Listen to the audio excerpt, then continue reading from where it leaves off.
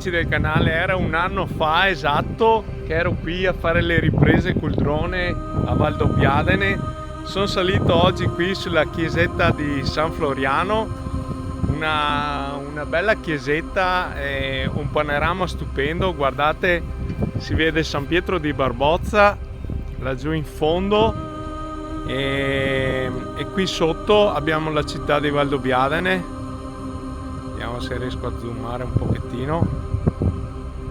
Guardate che spettacolo.